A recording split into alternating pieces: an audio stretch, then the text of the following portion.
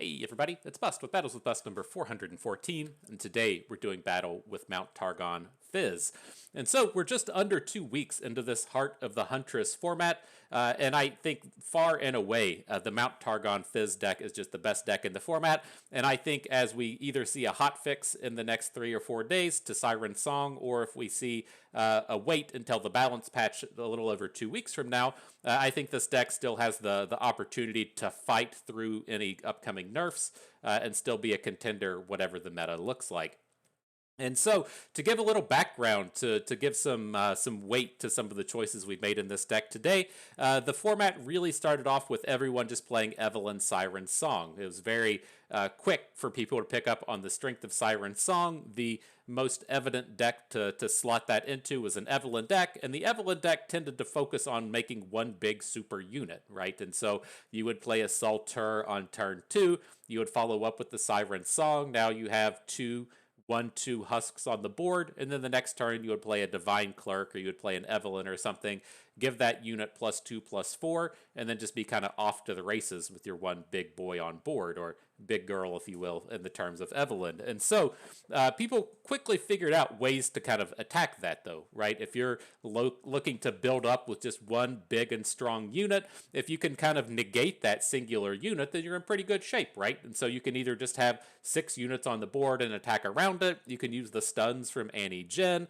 you can use things like Flame Chompers to hook it out of combat, or the big answer that was found to this style of deck was the silences. And so that's where you start to see the rise of cards like Targonian Tellstones, Moonlit Affliction, Sunburst, the 4-cost dude in Targon that gives a unit +1/+1 while silencing something else. These are all answers to this kind of big super unit style meta, and it really kind of squashed the Evelynn win rate once people kind of figured out how to beat the deck. And so the next evolution of the Siren Song deck is where we're landing right here with Fizz, in the sense that we still take large advantage out of the Siren Song. We have tons of 1-drops in the deck. We're playing what is this, like 14 1-drops naturally, along with the 3 copies of Fizz. But the value in this style of deck is we really come and spread out all of those stats. So if your opponent is coming at you with this silence plan, they're just going to be silencing off a Divine Clerk, or they're going to be silencing off a Fizz. They're really going to be spending their 1 mana silence on neutering 1 mana worth of unit, to where if we were playing with the Evelynn deck, we may have needed to play Salter, which is just garbage after he's on the board, and then we've played Evelynn as a 4 mana card, and so your silence is getting a great investment, cutting down a 6 mana play, to where in this style of deck it doesn't really do as much. But the next big thing that we get with the addition of this style of deck is adding in the Reaver's Row. The Reaver's Row does a multitude of things to kind of really enhance that idea and that thought. So number 1, it's going to be putting additional units on the board for us. So we're going to be getting just some natural 2-for-1s, getting these 2 1-cost followers off of the Reaver's Row. And so if your opponent is playing a very removal-heavy deck, they're going to have to spend multiple removal spells to get these units off the board. Always great way to try and combat that kind of thing. But with the +2/+1 and Fearsome ability, it gives us this kind of secondary Siren Song, to where we're able to give 4, 5, and 6 units an additional +3 stats. And more importantly than all that, we're giving those units Fearsome. And this allows us to set up boards to where it's very easy to have 30 power of Fearsome on the board spread across 6 units. Your opponent can maybe block 1 or 2 of them, and then you're able to hit for that full 20 points of damage in one big singular attack. And so that's the kind of main difference that we get out of the Fizz deck compared to the Evelynn deck. The Evelynn deck looking to build one big giant super unit. This deck looking to attack with width as opposed to that tallness that you got from Evelynn. Outside of that, in this particular version, we're still bringing a big collection of silences. There's still a ton of Xolaanis running around. So in this particular version, we have the 2 Targonian Tellstones, the 2 Moonlit Afflictions, and the 2 Sunbursts. But where this deck really finds itself differing from a lot of the other more common versions of the list is we're playing a bunch of Cycle. And so one of the absolute most important things that we're going to be doing with this deck is playing Siren Song and playing Reaver's Row. We don't really care about all the other cards, right? There's not that big of a difference between having a Pocket Picker and having a Shell Shocker and a Solari Soldier on the board. We don't particularly care which 1-drops we draw over the course of the game, but we do care about drawing Siren Song and Reaver's Row and putting those on the board as soon as possible. And so where we're going with this, and the idea that this list has going for it in particular, is we're playing the Guiding Touches, we're playing the Pale Cascades, we're playing the Eye of Nagakaboroses, and then we're also playing the Pool Sharks. And so we're out here trying to maximize our abilities to draw these really high impact cards. And so if we're playing against an opponent in the mirror match, we draw 2 Siren Songs to their 1. We should be developing an advantage that way. And then if we draw 1 and our opponent draws 0, then we definitely have an advantage in that way. And so all of this extra mana gives us something to do in the mid to late game as our board gets filled up with 1-drops. But then more importantly to me, it allows us to dig for these really high impact cards and help ensure that we can get them on the board as early as possible. And so that's the deck. That's what we'll be doing battle with today. Let's go ahead and jump on in, see if we can't get some good games. And so I did remember to pay, or check on the pay to win price. We don't need to pay up. We're already paid. I just noticed that looking through, Xolaani is the only one that hasn't been turned premium. And so I don't usually go out of our way to do the epics. We'll see if he makes his way into a tournament. We can turn him premium then. But as it stands, the remainder of the deck is looking good. Also, I need to try and get the deck tracker going. I was realizing I record my videos on PC, but then I play a lot of games off to the side on my laptop. And I noticed on the laptop that I was able to get the deck tracker up and running, even though the one out here keeps showing this tracker service error thing. And so we'll see if we can't restart everything after this game, maybe reinstall the tracker and then get it up and running. But back to here, doing battle against Karma Sett. This is the Mount Targon version with all of the silences, as opposed to playing the PNZ version that you more commonly see. But in our opener, we don't have any Siren Songs. We don't have any Reaver's Rows, so we're just going to go ahead and take a full mulligan. Now, no reason to play anything on the first turn. We're going to see how things turn out. The Siren Song makes an appearance, so I feel a little bit better about dropping this Solari Soldier. We'll have to see how opponent presents themselves on the next turn. We don't really want to get our Siren Song denied. If it happens, it happens. It's not the end of the world, but we would ideally see the opponent spend a little bit of mana before we drop this Siren Song onto the board. Well, let's see if he's got it. It's not the end of the world if it gets denied. It is kind of a nice tempo boost here in the early game, given that he can't develop his board if he spends all of his mana on that deny. But let's see if we can't add some more friends onto the board here. I want to just start digging again. We need to find a Reaver's Row, or we need to find a Siren Song, and so we can still attack into this Cosmic Youngling if we drop the 2/2 Tentacle onto the board. But still plenty of interactivity, plenty of cycle that we have in our hand. We can keep on digging for our big spells.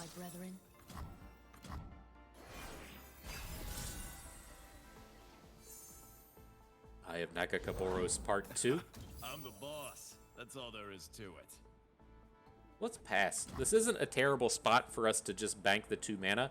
A lot of these decks really run into issues with this play that we saw right here up against Sett, to where Sett comes on the board, and then you have to decide if your opponent's going to play more cards. As it stands right now, we're digging for our impact cards, right? And so opponent passing and us not being able to add 2 pickpockets to the board, it's not that big of a deal. So let's swing in with this Eye of Nagakaboros, see what turns up. Now Reaver's Row makes an appearance. I think we're okay to attack with the Tentacle. That's kind of tough and close in the sense that I'm curious if he actually blocks with Sett, knowing that we can Pale Cascade into this. It's like if the Tentacle eats a silence, how sad are we about it? And, you know, it's not the end of the world, I guess.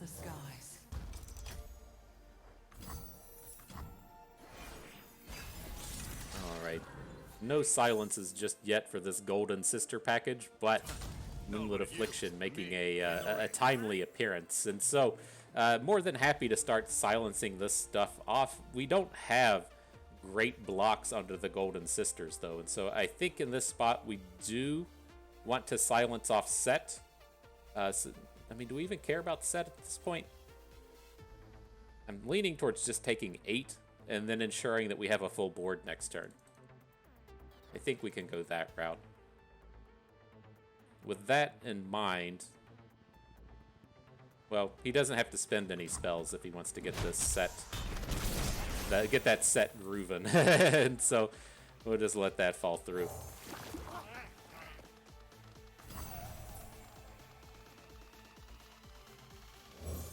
Get the friendly Fizz on board.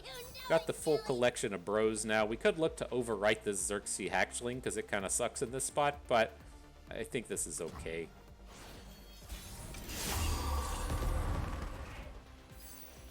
Alright, and so gonna start off with the Guiding Touch, heal ourselves up a little bit. Now we can throw down the Moonlit Afflictions on 2 of his units. I think we want to leave Sett up. So if he wants to block with Sett, he's going to die in the combat here.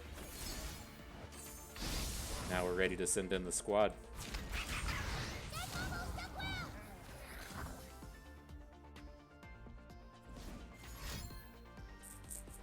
See if he's got some silences of his own.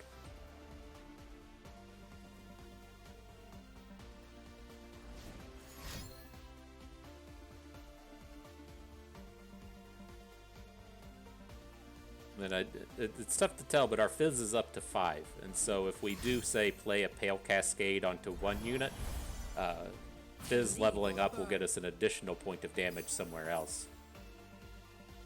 So he's looking to take 13 in this spot. I think we definitely want to go for the flip. Let's Pale Cascade our unit that's already on board.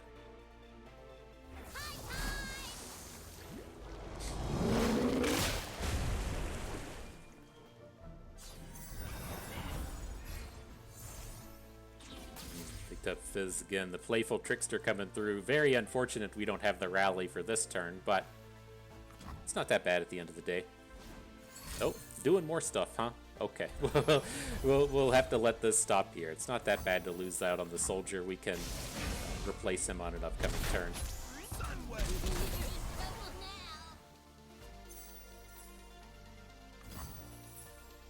I'm leaning towards just adding in the Pull Shark. We should be safe from getting lethaled on this next turn. I don't think that's that big of a deal. But let's pick up a card at least and see what happens. Interesting. He dropped a 2-mana card and then pulled it back. I'm curious as to what that would be. Beat losers. I saw you looking at me. I'm gonna do this. I'm gonna put the 4 attack unit in front of the Golden Sister just in case he has another Pale Cascade kind of card.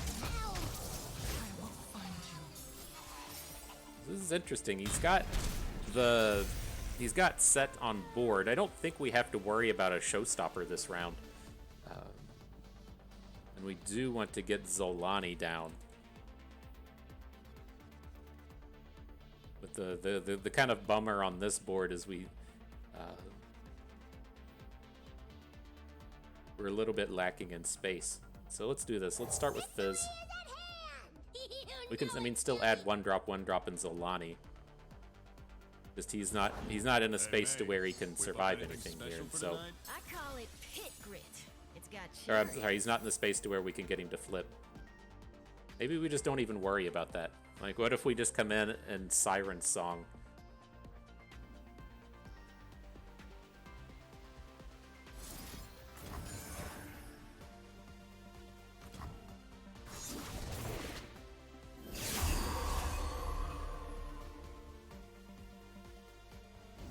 Still need to deal an absolute ton of damage this turn. But yeah, the problem we've run into here is we don't really have the mana to drop the Sunburst.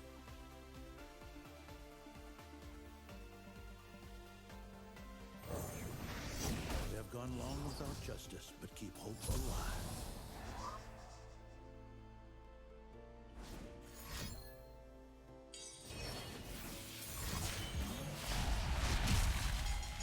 So you get that stupid card whenever Sett just flips?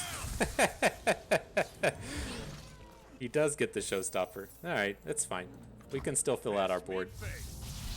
It's only going to kill 1 unit at this point.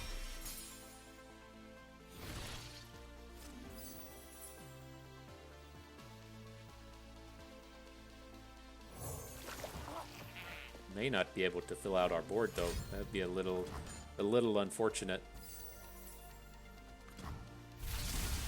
Let's go ahead and cycle off this guiding touch and see what turns up.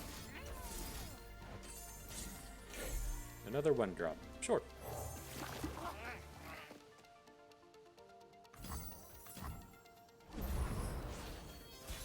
So he's got some pretty good blocks on this board. Pale Cascade was a fantastic draw though.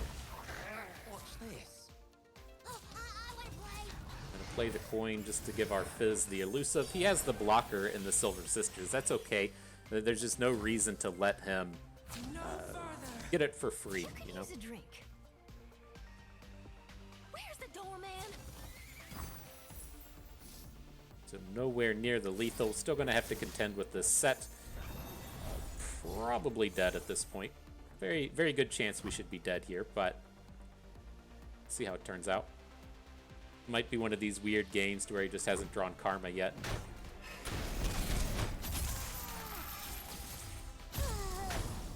Have another.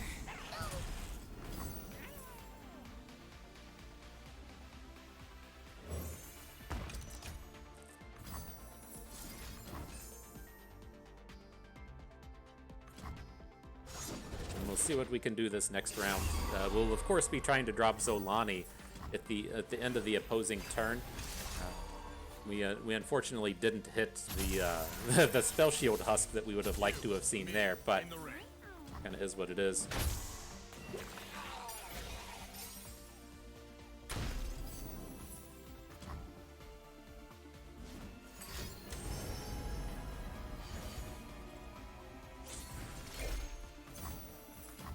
Alright, just gonna keep passing.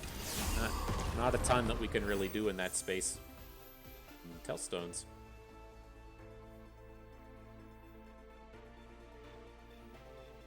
So let's make him spend the mana now, right? We can drop the Xolaani and then still have a couple of more actions that we can make.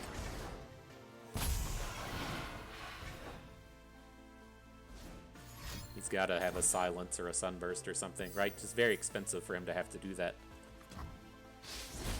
So now we have our real question, right? And do we want to chum the waters the Sett? As it stands, our board is pretty decent, right? We have 16 coming in, and then we can maybe drop a Targonian Tellstones.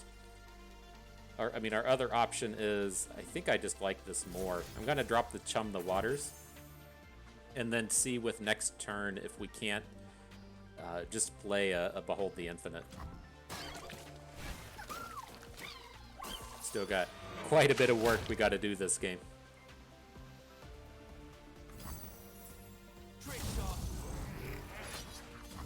Alright, trick shot. 25 coming through. Can we do it? Can it be enough? Squeezing them cheeks already. Yeah, this one game's gonna take like an hour. I hope you all didn't want more than 3 games of Karma, 3 games of Fizz. These games are usually so fast.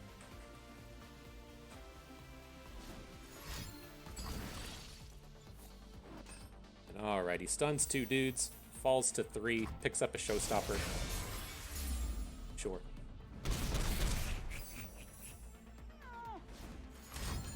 Alright, you killed that shark real good.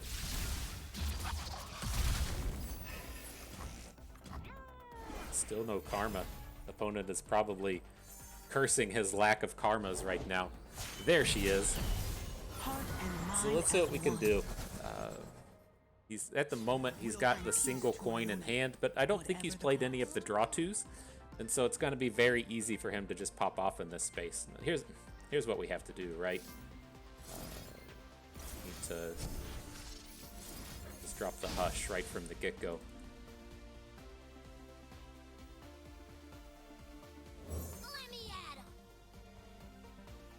Technique is for lightweights. So we'll add in Fizz. He's only got 1 mana thing now. We should add them to Xolaani and be safe. Say, I'm ready to battle.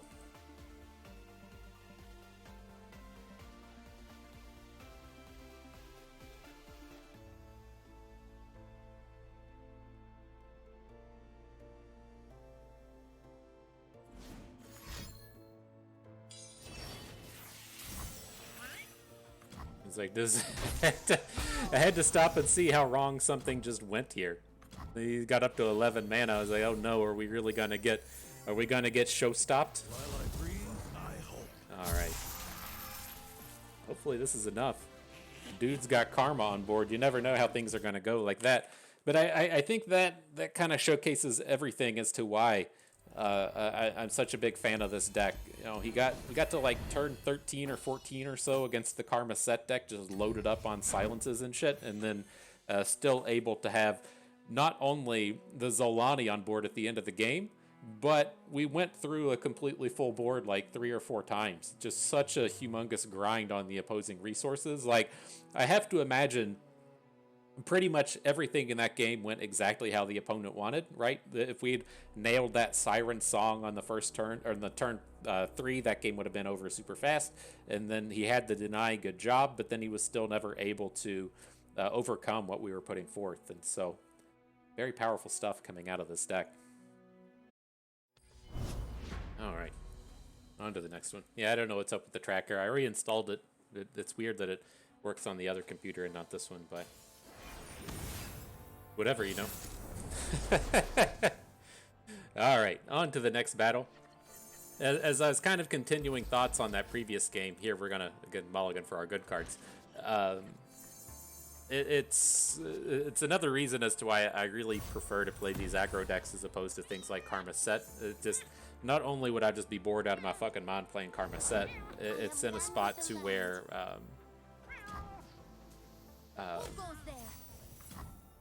you know, I like being the one that's presenting the questions as opposed to the answers, and you know, we're presenting a lot of good questions as far as this deck is concerned, right? You say, here's all the big boys. Do you have the answers to these? And then when they say no, you know, you're kind of off to the races as to where with Karma Sett, you know, you can run into those spots to where it's turn 12 when you haven't drawn karma yet, and you have a real struggle actually winning a game. So I appreciate you, deck. You do nice things for us.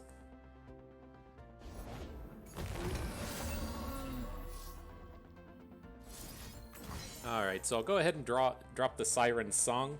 There's a pretty non-zero chance that he tries to attack our Husk with the Petricite Broadwing, and I'm fine to just Pale Cascade through that. Oh, hang on, he's not. I had Formidable on my brain, and he's not capable of doing formidable things there. But this is still fine. Losing the Husk isn't that big of a deal. You have the takedown on the Badger Bear. Try and find some other 1-drops to play next turn. Not that bad.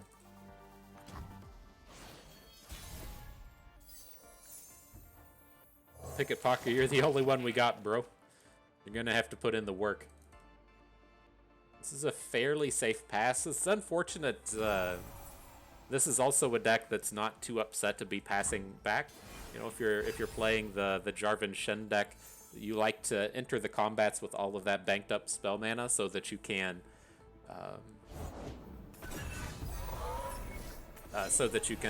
have your barrier ready for the middle of combat.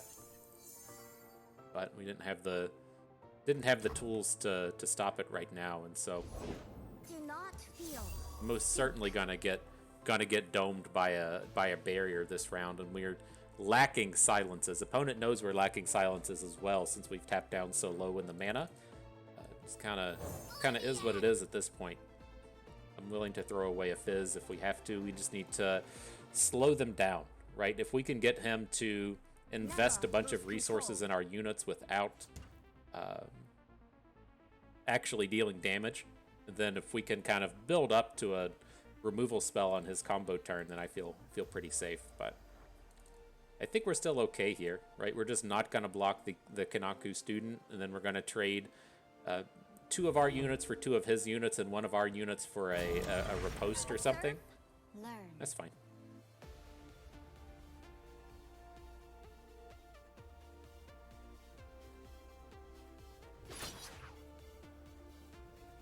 No, he's not even going to bring the rest of the squad. Nice.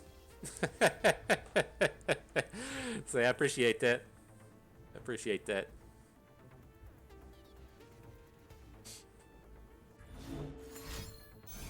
There's the barrier, sure thing. Blesses her followers.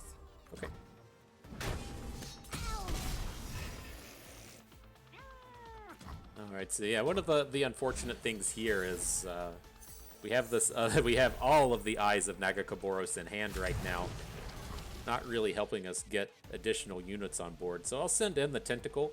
This isn't a spot to where you really want to be attacking with multiple units, right? If we attack with both, he plays a barrier onto one unit and then gets to have the free barrier onto the other student. Not something I'm really looking to have happen here. And so we just won't let that go. Now this, that was probably a little preemptive. We might just be dead now.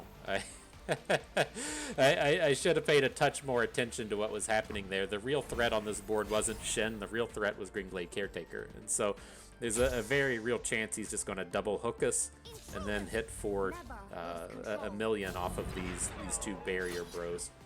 I think we might have messed that up. Should have just let him... Like, I don't care about losing our units here, right? I do care about dying. So we should have taken this caretaker out of the way. So now we gotta just squeeze the cheeks and hope. Siren Song, not what we need. Guiding Touch finds a Divine Clerk, not what we need. Gale Cascade for the Tellstones. The Moonlit Affliction turns up, but it's just a little bit short. So that's too bad. That was a preemptive. It was like, I'll tell you what was happening there was I was thinking in my head, you know, it's nice that we have this Sunburst in hand so we can drop it on the Jarvan next turn. And so I was like, in my head, I was like, okay, like Champion Sunburst, Champion Sunburst, Champion Sunburst. This is going to work just fine. And I saw the Shen come down and was like, ooh, that's a champion. I can Sunburst that thing. And I think there we would have been just completely okay if we had... if we'd taken down the 9 attack unit, let Jarvan come in and smoke something, sure, and then we have to lose out on our board. But it's like such a drain on their resources to have to go through all of that. Like if we lose our 2 dudes on board, he hits us for like 3 from Shen, like 9 total, maybe 10 or so. We're completely not dead there. And then we get to refill and just have blockers all the way across the board. Everything's okay at that point. And so we just didn't go about it that way. That was just you know, if you haven't done that before, then more power to you. You know, you get that in your head, you get to running with it. Happens to me. I'm sure it's happened to 1 or 2 of y'all. Alright, so Seraphine Sett, no karmas coming out of this thing. Interested to see what we're about to see. And so what I didn't make mention of as we were playing against the Seraphine Targon deck, they don't have access to Aftershock, right? And so if you do come out and find yourself playing against the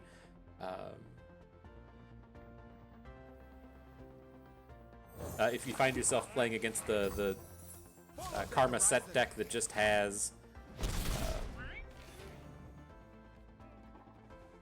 or the Karma Sett deck with P and Z in it, they will play Aftershocks to take down your to take down your Reaver's Rose. Now here I suspect this is going to get denied. I'm okay with it. I think it was okay here to just give up a little bit early to you know, try and punch this in, see if we can't bait out a deny. He just didn't have it. That's okay. We only missed out on 2 points of damage. We're still ready to pop off here. Oh, right before the all-seeing Oracle comes down. Frown for you. And so one of the kind of interesting spaces you will see with this deck is when to drop your Reaver's Row. Ideally, you're going to be dropping your Reaver's Rows on your attack token. And so as we roll into our next attack token and we're going to try and make an open attack, the Reaver's Row will pop and give us all of the units, the bonus stats, ready to attack and everything. And so that will be the idea. We're here just going to end up playing both of them, but just a little friendlier to play on your attack token instead of your opponent's. I got mixed up here. I wasn't And I was surprised to see the opponent actually attack, and it kind of bamboozled me. I think we're still fine here in this space. But I thought that was our attack token on the last turn. I was getting a little chatty.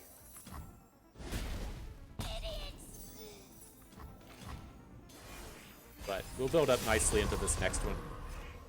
We'll see if we get the opportunity to Sunburst Sett. I'm curious if he makes an open attack onto something. He does. You, me, in the ring.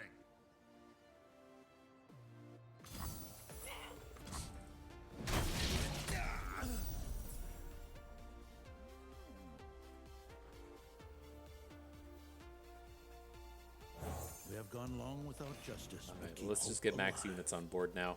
That and the clerk. Unfortunately, have to go. I have Nagakaboros here, but we're gonna have a pretty big board next round. He has to start chaining off his removal spells right now, which he isn't doing. I think that's a pretty big win for us, right? We're going to get that bonus health next turn, so things like the Divine Clerk won't die to a Mystic Shot. I mean, I guess it is tough to have a bunch of 3 damage here on this turn anyways.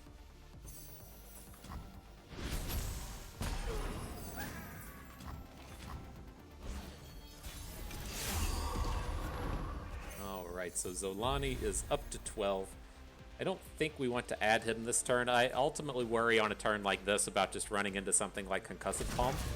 I think we just want to come in, send the squad. We're probably not going to lethal this turn, but we can just soak up a ton of resources out of the opponent, and then, like, I mean, if we get to play a Sunburst onto, say, like a follow-up Sett, and then play Xolaani next turn, I think we'll be in tip-top shape.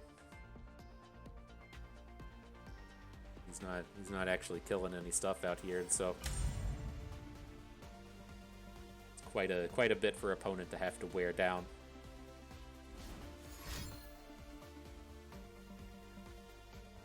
High note, high note, high note, Mystic Shot, kill 1 unit, right? Alright, Sett comes back to hand.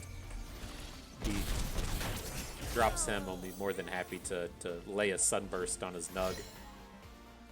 Nope, no Sett.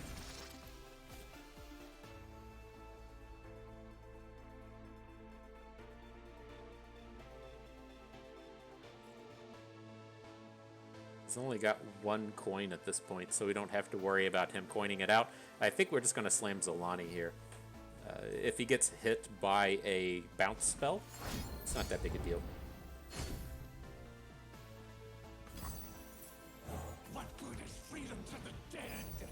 There he is. There's the big boy. Just the Blood Weaver right now. He's not ready to bane any aspects. Top-notch commentary from old Bust. You're welcome. Surprised they don't get me on the flavor team. That's probably what the intern does. Here's probably the intern's job. He turns on the Bust video, and then he said, here's the way it goes. He's like, so, you know, Ruben Zoo or whoever, Dave Guskin calls up the intern. He says, hey, intern, we need some new card names out here. Like, just get your notepad out, start writing down a list of stuff. And he says, yeah, I can do that, whatever. And so he just, you know, pulls up the old Bust stream and hears me try to call cards by their actual names. I've got maybe 1 card's name right in the past 2 or 3 years, and so you just got to say, yeah, I'm just gonna repeat those words that Bust used, and that's gonna get us that's gonna get us right where we need to be.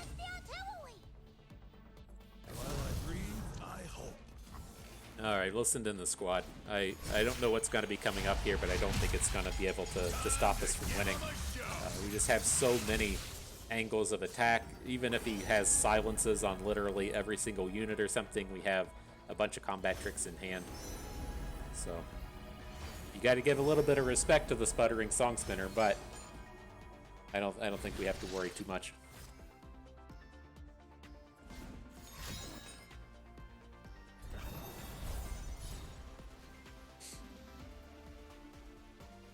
We'll talk about Xolaani in this. If you're not used to this style of thing, He gets the +2/+2 whenever an ally dies, so typically if you stick him way off to the right, it's like getting into combat with Nasus, right? To where you put Nasus way off to the right, so if your units to the left get slays, then he can get those bonus stats along the way. You can do that with Xolaani as well. If you find yourself in the unfortunate position of needing to blocking opposing Xolaanis, you can also do that kind of thing to where you can block down to the right and potentially, get a silence on 1 or 2 and then let your Xolaani grow and block the last remaining one. It's a much more interesting minigame with Nasus, though. With Nasus, you have to kind of try and, if he hasn't flipped, you have to try and position him to the space to where he gets to grow in combat just enough to get the strike in and then flip and then give your units to the right of him the benefit of your opponent only having, that neg attack from the Nasus, but also potentially missing out on the damage. He has a much more interesting minigame than Xolaani. Alright, up against X Destroy. I'm pretty sure this was the guy that was playing Karma Sett earlier. Maybe we broke him. Maybe we broke him. He said, nuh-uh. I had my fill. I played against old Bust. We went to turn 15 and he still took me down. Nice. Alright, we can add in the Solari Soldier here. Get on board just a little bit. And then next turn, we're certainly dropping the Siren Song.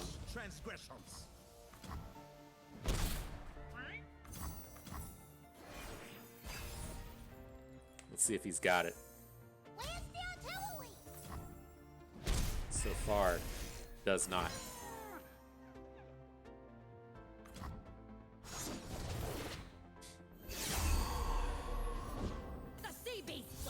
Jagged Taskmaster, you don't see him too often. So this is an interesting spot. It's like next turn I'd like to have the additional stats for the Solari Soldier. But I also need to kind of worry about, like if we draw Reaver's Row, then we really want to play it. So I think we'll add in the Pickpocket here. The other thing that we get out of adding the Pickpocket here is it's going to be kind of tough for opponent to have 4 attack units. If he has the Siren Song in hand and then just didn't play it for whatever reason, then, you zung us. You zunged us real good. But this should give us 2 4-power or 4 health attackers for the turn to get in the way of this. I think he just drew it. I didn't quite see where that came out of his hand, but Devotion to battle. let's go ahead and swing in now before he gets this +2/+2.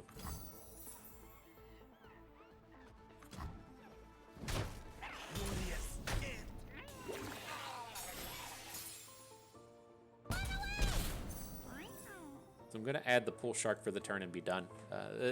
We'll probably find ourselves wanting to Sunburst whatever hits the husk.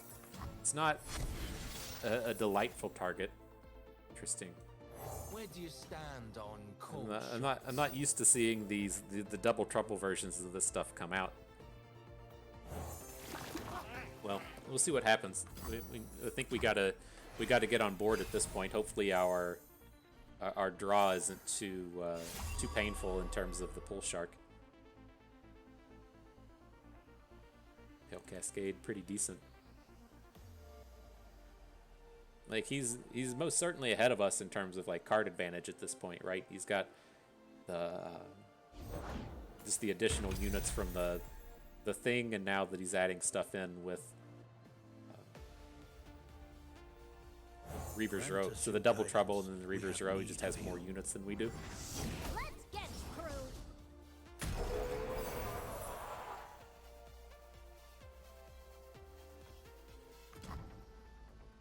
Finger on the trigger.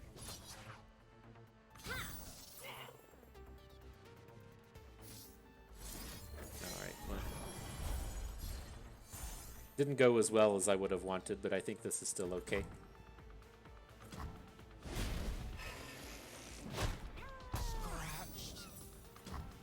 And it's always tough with these sunbursts, right? Like, we can just sit here and grind back and forth and not have it be a particularly big deal, but we are going to, you know, eventually have to deal with the Xolaani, and giving up on the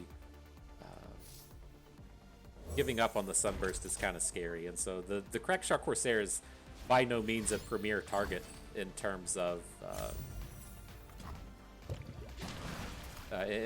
sunbursting. I think we're still okay here.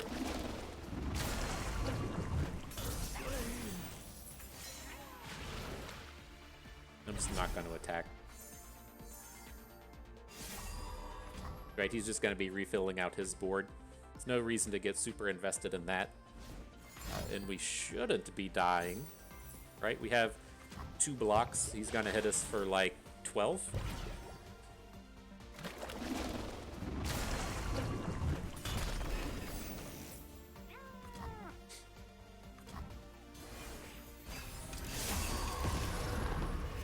Oh, what a disaster hit in the Daring Poro.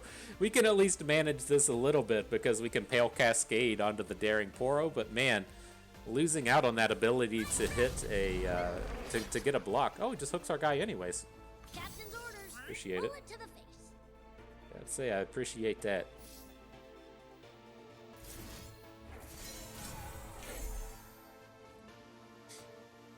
So what I'm kind of looking towards here is our spell's gonna pop off next turn, but like his units are also big. As we get into combat, everything's just gonna die anyways. So I don't want to get really invested with any of these silences. We'll just add in Fizz and call it a day. Gotta get our units under the Reaver's Row advantage.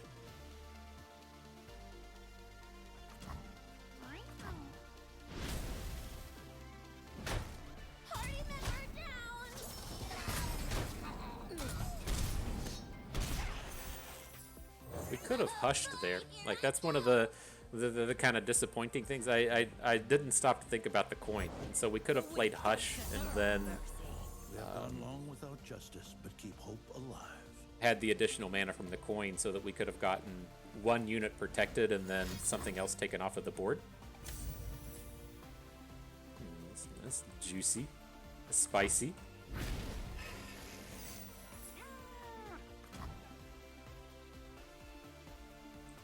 This is going to work out just a-okay for us. So we coin. That's going to get us up to 4 mana. Now we can hush. Dum-dum down here to the left. Whatever this is, the old Acorn. We can block Acorn with our Lifesteal dude. Justice be swift. Don't have to block with Fizz at this point. Okay.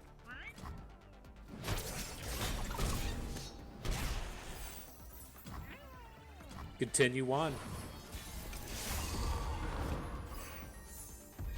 So what do we got here? This is the scary moment to where if opponent has Xolaani, then you know we can't lead off with the Sunburst, and so I think that we're just kind of stuck grinding a little bit further. Wish we could present lethal here. Still burns. This is gonna be fun.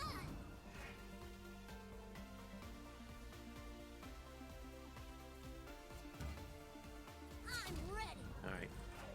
It's like I don't worry about Fizz this turn as much as next turn, right? He gets good blocks for the round.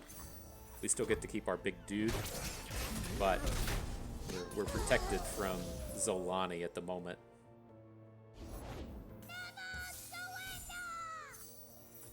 Okay. We can block a Shell Shocker. Just gotta give it some time out here, fam. Give it some time.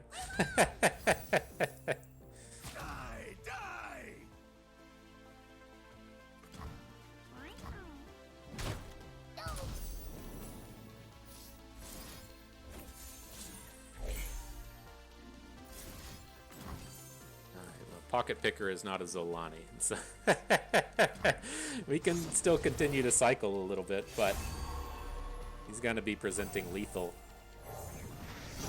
So we'll see if he baits out any spells before we get into the next turn.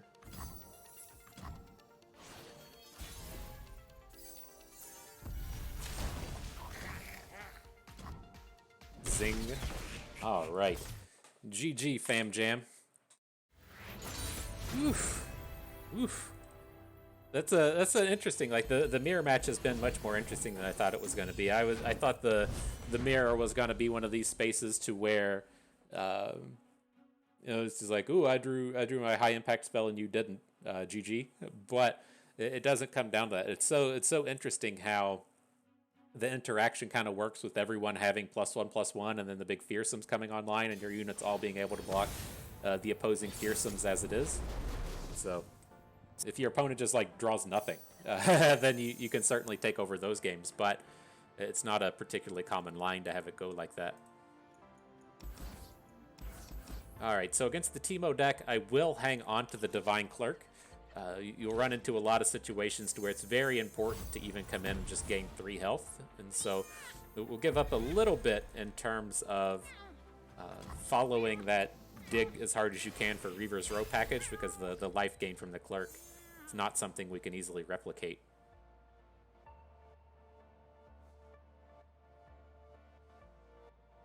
Gotta start adding dudes to the board now, though. I want to get Ours is the one true light.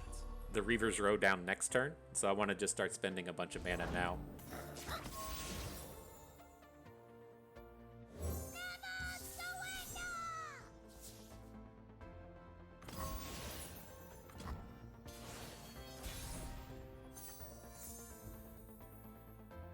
Oh my gosh, I'm so bad at this counting. How many people out there are like, oh my god, Bust is trying to count to 4 and he just can't do it. It's so weird. I don't know. I don't know why I lost that one in my head, that we were gonna get it down and didn't. I'm getting too old, man. The brain doesn't work like it's supposed to.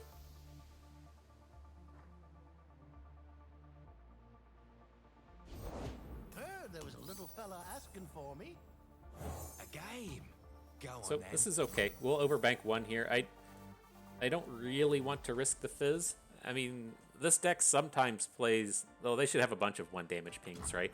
I was hoping to have Fizz kind of in the space to where he's ready to come down and just block a Teemo.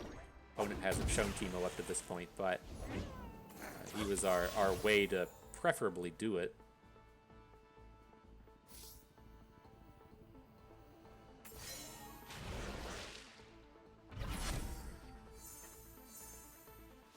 Siren Song Grant is us coming your in. guidance. We have need of you. Okay, so we're gonna get nugged this turn, but I think we're pretty safe after this.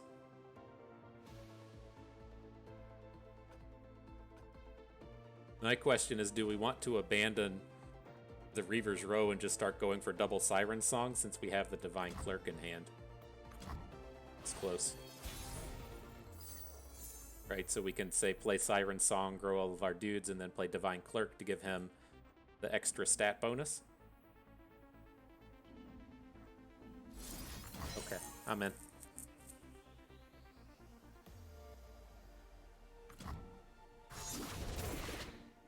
Yeah, tough. Tough is actually a very powerful keyword for this Divine Clerk.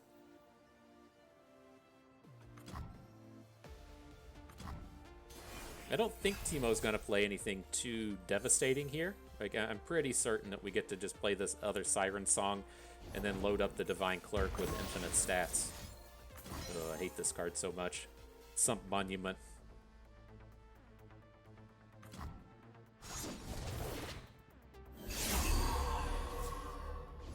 Alright, well, I'm ready to gain 1 million. Let's bring it forth. Let's bring it on. Let's bring it down. Let's bring it up, whatever direction it goes. Hopefully these clerks are enough to do the dirty work. Alright, Puffcap's coming in.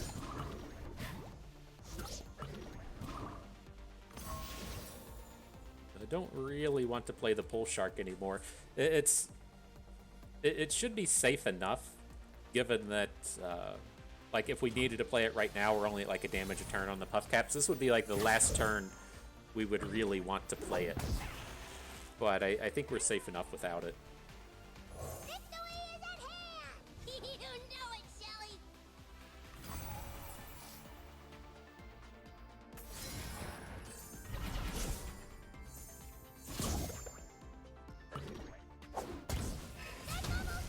combats. Oh, we don't get to lifesteal? Excuse you. Oh no, so I've never done this interaction before. I didn't realize the Sump Monument stops the lifesteal damage, and so he would be able to, we would need these Divine Clerks to actually come out and block. Oh, tricky, tricky. Okay. Well, you learn something new every day.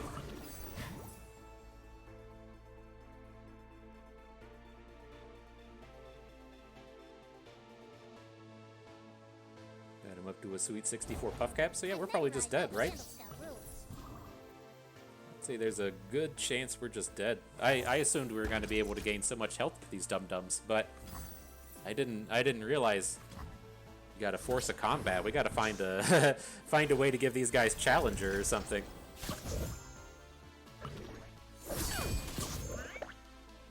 Yeah, we're probably just dead. This is such a dumb card.